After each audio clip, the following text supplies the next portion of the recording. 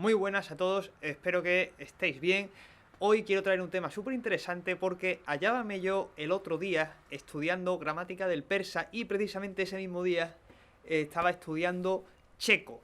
Y entonces me llamó muchísimo la atención una conexión que hay preciosa, una similitud que hay muy interesante, que viene del hecho de que ambas son realmente, ambas lenguas, tanto el checo como el persa, vienen de la familia indoeuropea, y entonces lo que vamos a hacer va a ser comparar un poquito el verbo ser en persa, el verbo ser en checo, el verbo ser en polaco, y vamos a repasar también la negación del verbo ser, que tiene una particularidad muy especial en persa y en checo, que es precisamente eso que quería traer sobre la mesa porque me llamó muchísimo la atención cuando lo estaba viendo.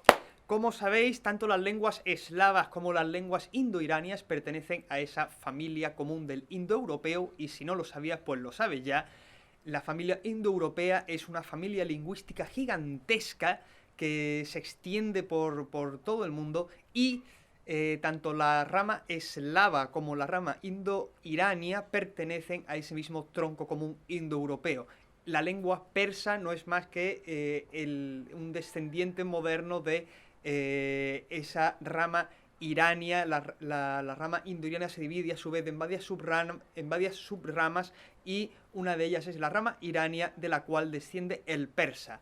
Del tronco eslavo, de esa rama eslava, hay muchísimas lenguas esa rama eslava se divide a su vez en varios subgrupos, uno de los cuales es precisamente ese eslavo occidental. Dentro de ese eslavo occidental estarían el polaco y estarían el checo. Esas serían, digamos, las dos lenguas principales de ese grupo occidental de las lenguas eslavas. Bueno, pero ¿dónde está aquí la chicha? El verbo ser. Venga, vámonos allá. El verbo ser vamos a ponerlo primero en persa, que se escribe con alfabeto árabe, un alfabeto árabe adaptado. Lo vamos a poner aquí. Voy a ponerlo en alfabeto árabe y debajo voy a poner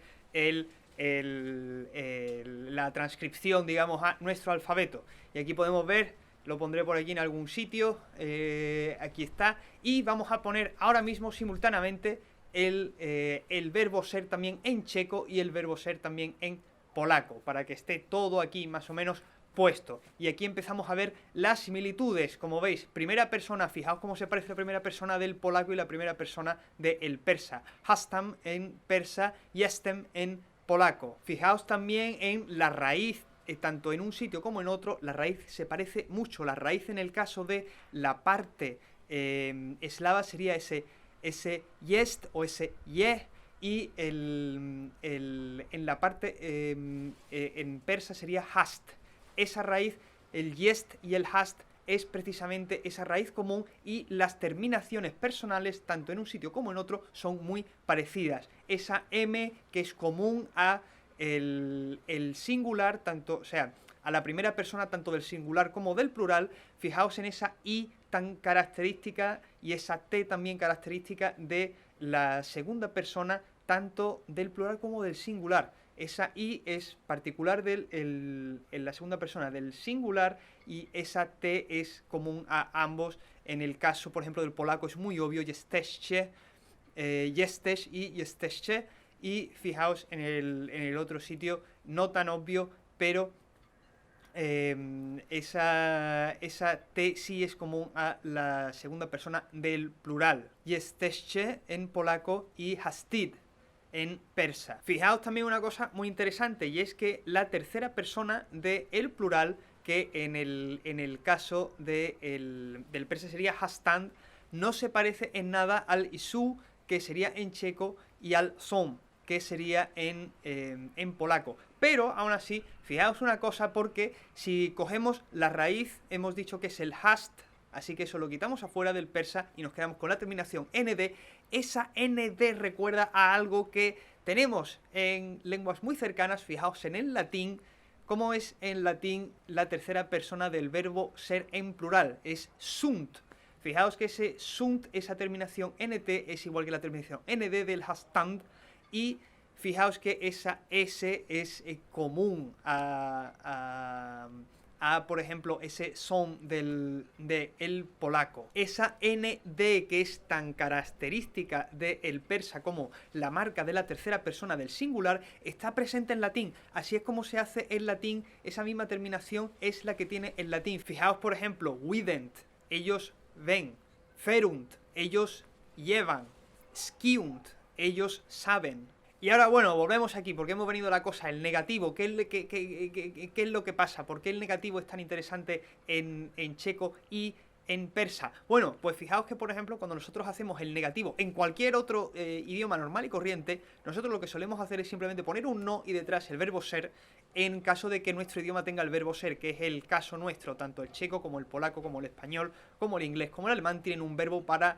ser, que eso no es común a todos los idiomas. El árabe no tiene verbo para ser, lo mismo que el turco no tiene verbo ser para el presente. Tiene otro verbo que se usa para el pasado y el futuro, pero en presente el turco, ni el árabe tienen verbo ser. Pero nosotros sí, que es a lo que vamos. Así que ahora, fijaos que, como he dicho, normalmente tú pondrías el no y pondrías al lado no o una partícula equivalente, y al lado pondrías el verbo ser. Así es como se hace, parece como de cajón. Pero el persa y el checo tienen una característica muy común, y es que fusionan esa partícula negativa, la fusionan con el verbo de manera que se junta en una única palabra. Y esa única palabra la vamos a poner aquí en este lado, vamos a poner la tablita de cómo se dice en persa, y aquí vamos a verlo cómo se dice en checo. Fijaos, por ejemplo, en el parecido asombroso que tiene. La única persona así que parece que se despega un poco de esa línea sería la tercera persona de el singular, que en checo es neni, y no se parece tanto al nis, pero en el resto de cosas se parece muchísimo. Fijaos, ese neisem, ese nistam, neisi que sería en checo, nisti que sería en persa, neisme, nistam, muy parecidos. Bueno, esto es un poco así, lo he traído sobre la mesa porque me ha parecido súper interesante. ¿Por qué? Porque esto es una tendencia que creo que es un poco arcaica, que nosotros hemos perdido. Porque fijaos, el latín tiene unos poquitos ejemplos de una forma muy parecida de hacer los verbos. Fijaos, por ejemplo, en lo que sería ocio y el negocio. Fijaos que ese ne está como prefijo delante.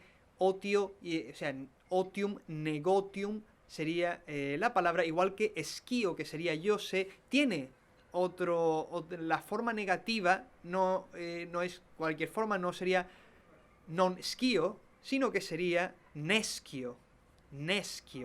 Y esa negación está unida a la palabra formando una única palabra, igual que hemos visto en el checo, igual que hemos visto en el persa. Fijaos, estos dos idiomas han conservado algo que está en otra rama totalmente diferente de esa misma familia indoeuropea. Y eso es precisamente lo que me ha llamado la atención. Esa tendencia a generar